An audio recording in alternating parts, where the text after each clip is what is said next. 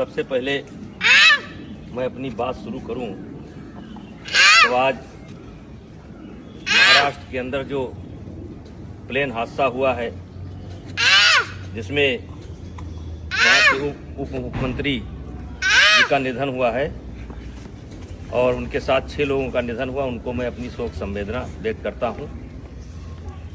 आज कई दिनों से यूजीसी पर एक विवाद हो रहा है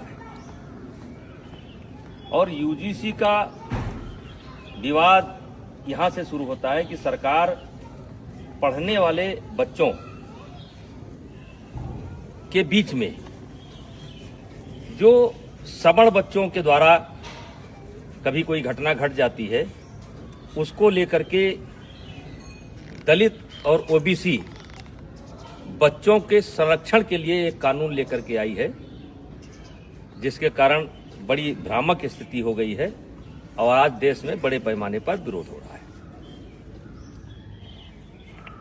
ये मेरे सामने कुछ बच्चे हैं, इसमें हमारे भी बच्चे हैं और दलित समाज और पिछड़े समाज लगभग हर समाज के बच्चे हैं। ये रोज साथ में खेलते हैं। कितने दिन से तुम लोग साथ में खेल रहे हो? 5 साल से ये बच्चे डेली शाम को आते हैं और खेलते हैं। फिर इनको कोई नाश्ता पानी? हाँ, जैसे लड्डू मिठाई चाय आम मटर सीजनल, यानी जो घर पर रहता है वो ये लोग साथ में बैठ करके ये नाश्ता करते हैं। ये कोई कानून के तहत नहीं कर रहे हैं, ये कानून के बंदिश से नहीं खेल रहे हैं। ये हमारी सनातन की परंपरा रही है, हमारे नस नस में है। पंडित दीनदयाल जी ने कहा था कि जो नीचे हैं उनको ऊपर लाना है और यही हमारी सनातन परंपरा है, यही हमारी सवर्ण परंपरा है कि जो नीचे हैं उनके साथ भेदभाव ना करना, ऊपर लेकर के आना। इसका मिसाल ये किसी कानून के तहत नहीं हो रहा है। और आज मैं सरकार से कहना चाह रहा हूं कि समाज कैसे चलता है, ये ऑफिस में बैठ करके समाज को नहीं चलाया जा सकता है। समाज को चलाना है तो गांव आइए और गांव में देखिए कि बिना भेदभाव के, बिना किसी जातीय रंग के एक साथ बच्चे खेलते हैं। कोई बच्चा किसी की जात नहीं पूछता है।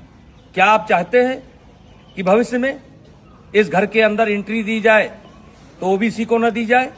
क्या आप चाहते हैं इस घर में एंट्री दी जाए तो दलित को न दी जाए? क्या आप चाहते हैं ऐसा आप माहौल खड़ा कर रहे हैं? तो आपसे हाथ जोड़ करके विनती है, इस मामले को वापस लीजिए। और मैं अपील करना चाहता हूं, सवर्ण समाज से अपील करना चाहता हूं कि इसमें संपर्क करिए ओबीसी के लोगों से। ओबीसी समाज के जो समझदार लोग हैं उनसे संपर्क करने की जरूरत है। जो दलित समाज के समझदार बच्चे हैं उनसे संपर्क करने की जरूरत है और उनसे इसका विरोध कराना है, क्योंकि गांव में हम एक साथ रहते हैं। गांव में कोई शादी होता है, ब्याह होता है, हर आदमी का कोई ना कोई हक है, कोई ना कोई नेग है, हर तरीके से भागीदारी होती है। अभी मैंने सनातन कथा कराया, 1 जनवरी से लेकर के 8 जनवरी तक मैंने सनातन कथा कराया और जिसमें सदगुरु रितेश्वर महाराज जी ने कथा कहा। मैंने 52 जाति समाज के जो धर्म गुरु थे उनसे उद्घाटन कराया, उनसे एक एक वृक्ष लिया और मैं सनातन वाटिका बनाने जा रहा हूं। आपने तो कानून बना करके हमारे उस मिशन को स्वाहा कर दिया। आकर के आइए हम आपको दिखाते हैं कि कौन सा समाज ऐसा है जिसने उस कथा में भागीदारी नहीं की है, सहयोग नहीं किया है। तो ये कोई नई परंपरा नहीं है, ये हमारी सनातन परंपरा है, ये हमारी परंपरा रही है। इसमें कानून की कोई जरूरत नहीं है। हाँ, कोई बच्चा गलती करता है जो क्षमा करने योग्य नहीं है तो उसको आप सजा दीजिए। यदा कदा घटनाएं घट जाती हैं, सजा दीजिए, उसमें कोई विरोध नहीं है। लेकिन ये जो कानून है ये समाज में टकराव पैदा करेगा और इसीलिए आज कई दिन से मेरे ऊपर दबाव पड़ रहा था, बोलो बोलो बोलो। हमने कहा हम गांव में जाकर के बोलेंगे। ये बच्चों को मैंने जानबूझ करके इकट्ठा नहीं किया है, इसमें हर जात समाज के बच्चे हैं और एक रोज की बात नहीं, रोज खेलते हैं। और ऐसा केवल यही नहीं है, हर गांव में है। हर गांव में कोई क्रिकेट खेल रहा है, कोई कबड्डी खेल रहा है, कोई खो खो खेल रहा है, एक साथ पढ़ते हैं। वैसे भी इसके पहले आपने कानून बनाए, दलितों के ऊपर अत्याचार ना हो इसके लिए कानून बनाए। क्या दलितों के ऊपर अत्याचार रुक गया? महिलाओं के साथ अत्याचार ना हो उसके लिए कानून बनाए आप, क्या वो रुक गया? दहेज के नाम पर कानून बनाए आप, क्या वो रुक गया? रुका नहीं, दुरुपयोग ज्यादा होता है। जहां ऐसे कानूनों की समीक्षा की बात होनी चाहिए, अब पता नहीं किस मंशा से अधिकारी बैठ करके ऑफिसों में निर्णय ले लेते हैं। अब वो चाहते हैं कि ये बच्चे अगर दोस्ती करें तो जात देख करके करें, वर्ग देख करके करें। तो मैं इस कानून के पूर्णतः विरोध में हूं। अगर जरूरत पड़ेगी तो आंदोलन होगा, लेकिन आंदोलन में केवल क्षत्रिय नहीं होंगे, सनातन धर्म के मानने वाले सब होंगे, दलित भी होंगे, पिछड़े भी होंगे। ऐसे कानून की जरूरत नहीं है जो कानून हमको बांटता हो। ऐसे कानून की जरूरत नहीं है। तो कृपया हाथ जोड़ करके विनती है, मैं बहुत छोटा आदमी हूं, मैं जानता हूं कि इसका असर पता नहीं आप पर पड़े कि ना पड़े, लेकिन ये गांव ऐसे नहीं चलता है। अगर इस लोकतंत्र को जिंदा रहना है तो गांव में क्या हो रहा है इसको देखना पड़ेगा। ऑफिस में बैठ करके आप गांव को नहीं देख सकते। तो कृपया यह बंद करिए। सवर्णों के बीच में झगड़ा होता है, ब्राह्मणों ठाकुरों के बीच में भी झगड़ा होता है, दलितों के बीच में झगड़ा होता है। कहां तक आप कानून बनाएंगे? तो भाईचारा स्थापित करिए।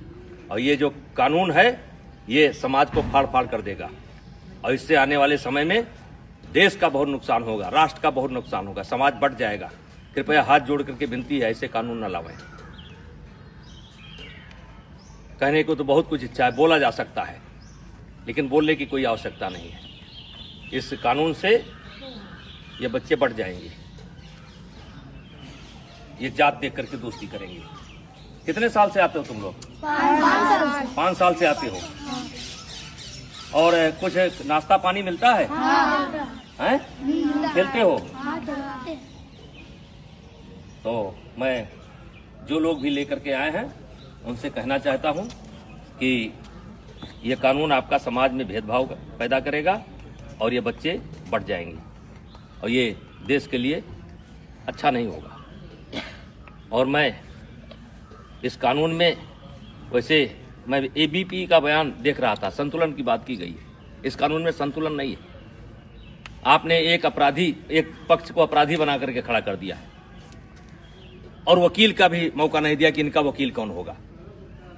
तो जो गलत करता है उसको सजा मिलनी चाहिए, चाहे क्षत्रिय समाज का हो, चाहे ब्राह्मण समाज का हो, चाहे किसी समाज का हो, वो सजा का हकदार है। उसका कोई समर्थन नहीं करेगा, हमारा कोई समाज समर्थन नहीं करेगा। लेकिन आप ये बच्चों में भेदभाव मत पैदा करिए, स्कूलों में भेदभाव मत पैदा करिए। और मैं फिर अपील करना चाहता हूं, दलित समाज के बच्चों को, जो पढ़े लिखे बच्चे हैं उनको अपील करना चाहता हूं, ओबीसी समाज के बच्चों को अपील करना चाहता हूं। ये देश हम सबका है, और इस देश में सौहार्द बनाए रखना हम सबकी जिम्मेदारी है। तो कृपया ऐसे कानून का समर्थन न करें। धन्यवाद।